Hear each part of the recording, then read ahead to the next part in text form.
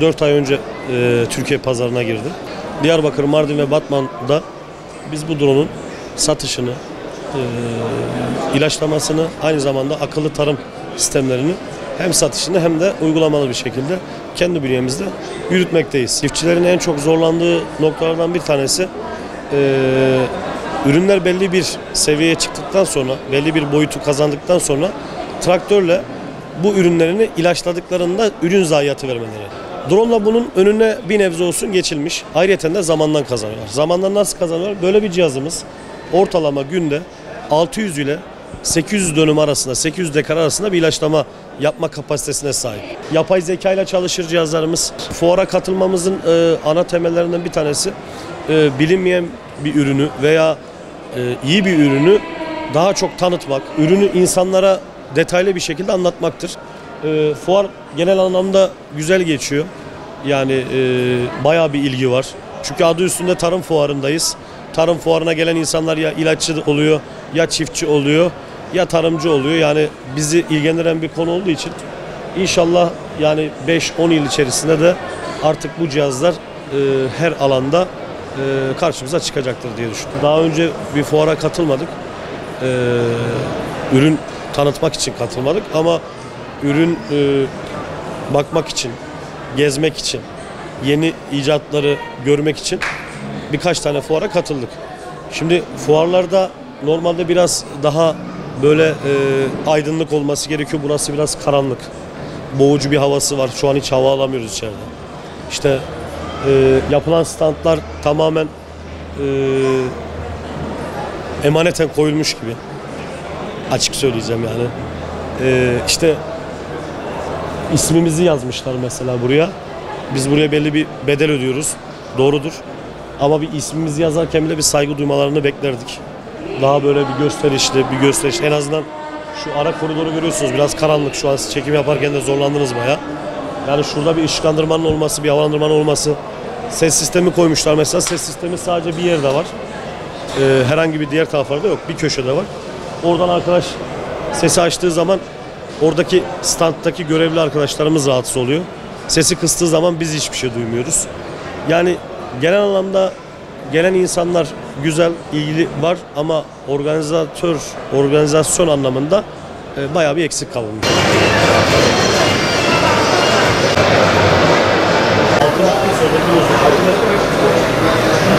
Güneş enerjisi sistemleriyle ilgili standımızı açmış bulunmaktayız.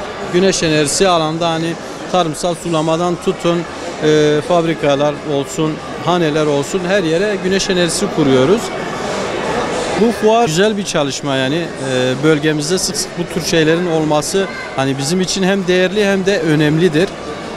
En az da bir insan yaptığı işi hani o işle ilgili ürünleri tanıtımı olsun, müşteriye yetişme konusunda olsun gerçekten verimli ve güzel bir organizasyon.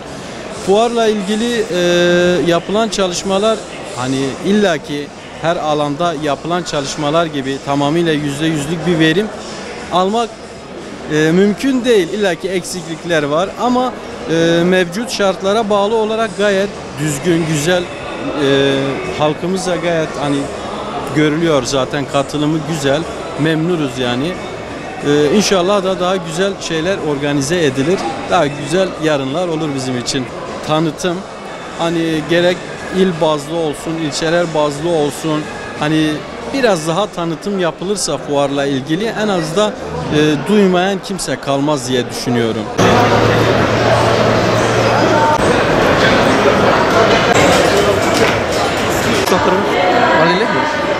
Mardin Kızıltepe bölgesinde tarım işiyle uğraşıyoruz.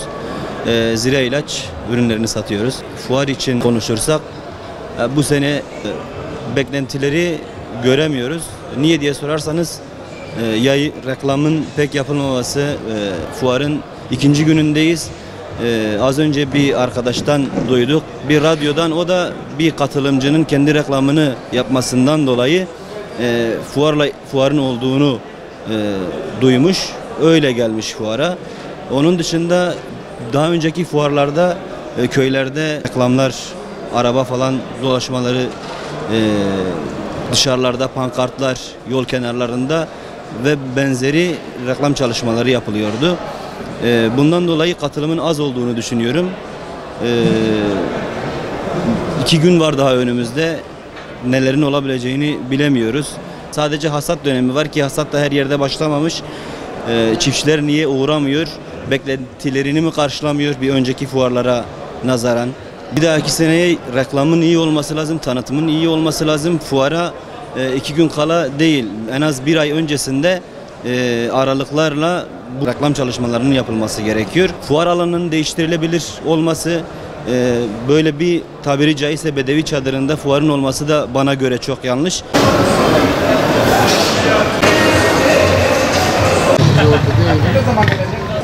Özel bir firmanın satış sorumlusuyum.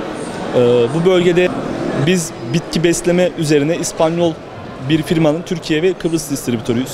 Tabandan ve yapraktan bütün besleme ürünleri mevcut ve tamamen bitkisel. Biraz böyle hijyen konusunda dikkat edilirse daha iyi olur. Reklam biraz daha fazla olabilir. Bir de yer biraz çok basık. Yer konusunda da, tedarik konusunda da yardımcı olurlarsa, kim ilgileniyorsa daha iyi olur.